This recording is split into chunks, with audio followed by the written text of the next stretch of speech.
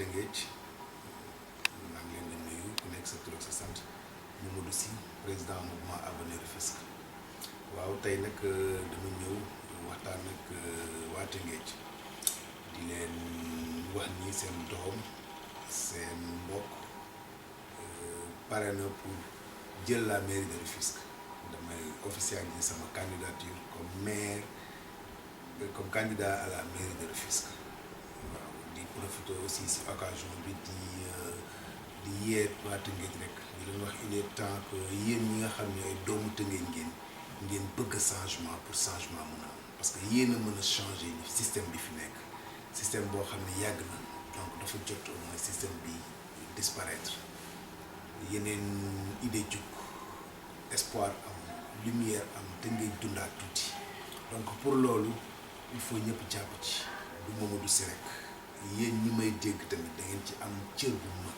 Le mouvement Avenir Rufisque nag dafa jug pour suqali Tëngéej dafa jug pour redonner espoir à la jeunesse pour jàppale les femmes et surtout soutenir l'avenir moo tax Avenir Rufisque du neen ñu tuddee suñu bopp avenir nous sommes l'avenir de Rufisque ñu ñoo war a yor Tëngéej ëllëg te pour yor Tëngéej ëllëg il faut waa Tëngéej tamit adhéré ci képp koo xam ne ndaw nga képp koo xam ne bëgg nga développement pour sa ville bëgg nga changement parce que ñun fii lañ juddoo Tëngéej lañ juddoo te Tëngéej dara changé fi à part terre bi ñëw diviser Rufisque en 2 parties gisuma lu fi change à part autoroute à péage bi ñu teg alors que tu dois payer 2800 francs pour dem dikkaat Dakar lan moo changé Tëngéej donc nag dafa jot tamit au moins ñu adhérer ci benn cause te dafa jot tamit ñu am benn arme boo xam ne wala benn plateforme boo xam ne mën nañ ci gis suñu bopp Avenir Rufisque foofu la mën a ñëw taxaw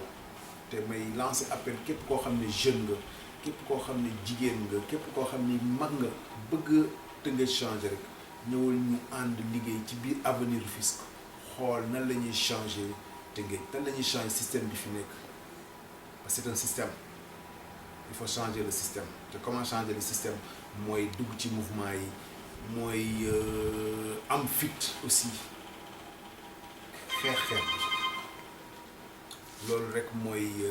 combat bi donc nañ ci ànd liggéey pour Tëngéej mën a changer poste bi nekk boo xoolee maire yi fi nekkoon yëpp presque daw nañ dem APR donc il est temps au moins que la jeunesse il est temps au moins que les Rufisquois xam ni que ni ñoom ñoo mën a changer seen vie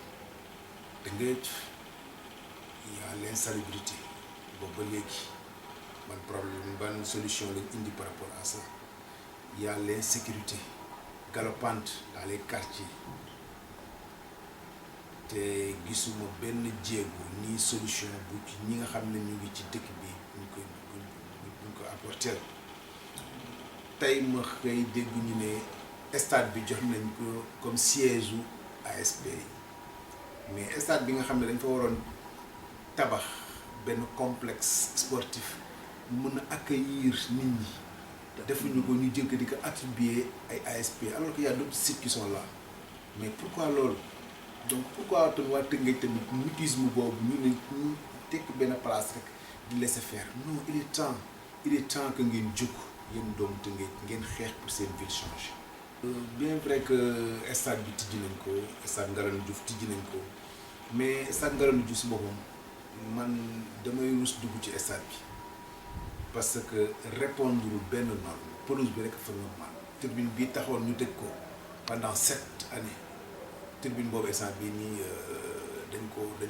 dañ interdire l'accès aux supporters dañ ko tëj pourquoi ñu tëj ko parce que li taxoon ñu tëj stade bi échec la total donc ñàkk a ormal waa Tëngéej ñàkk a respecté waa Tëngéej weesuwul loolu ni ñu mel donc ñun ñi nga xam ne ay ndaw lañ ñun ñi nga xam ne ay jeunes lañ jeunes Rufisquois ñun ñoo taxaw ñu non ànduñu ci non bëgguñu loolu donc il est temps qu'on respecte les Rufisquois ci fànn yëpp ci côté santé ci côté économie côté tourisme côté mais Tëngéej dafa doxul benn côté benn te li ma gën a metti mooy bu waa Tëngéej commencé kaas wala mer rek benn ministre ñëw wàcc fii jëm ñu ay promesses yoo xam ne toujours du am suivi du am respect du am dara donc nañu respecter les Rufisquois Mamadou Sy appel boobu lay lancé nañu respecter les Rufisquois jox ñu cër l'avancée de la mer yi nii ban jéego la ci état bi def à Rufisque on est en train de perdre du terrain de perdre des terres donc nañu respecter Rufisquois yi man sama message tey foofu laa koy accentuer juste nañu respecter Rufisquois yi te na état bi respecter Rufisquois yi tey ne Rufisquois yi nga xam ne jege nañ nguur gi jege nañ état bi tëj seen làmmiñ yi te ñemee wax ñemee défendre seen ville loolu mooy wax ci ñi fi nekk tamit muy les autorités muy les maires muy ñeneen ak ñeneen ñoo xam ne ñu ngi fi à Rufisque dañ tëj seen gémmiñ ni am fulla am fit wax Tëngéej lu muy souffrir parce que le temps des dinosaures est révolu le temps des dinosaures est révolu ces vieux dinosaures là ñi nga xam ne ñu ngi fii c'est un système depuis des années et des années ñu nag suñu maam yi ñoo maasee donc dafa jot au moins ñu dégager ñëpp sans exception ñu indi ay jeunes yoo xam ne mën nañ ko ay jeunes yoo xam ne méngoo nañ jamono ay jeunes yoo xam ne dañuy daw ci heure numérique ci la technologie modernité et surtout loolu lañ soxla Tëngéej dundaat rayonner un peu retrouver son animation d'antan il est temps mais ñi nga xam ni kenn xamul ndax ñu ngi puus wala puus ñu kenn xamul ndax ñu ngi dem wala demuñu non dafa jot Tëngéej rajeunir un peu vivre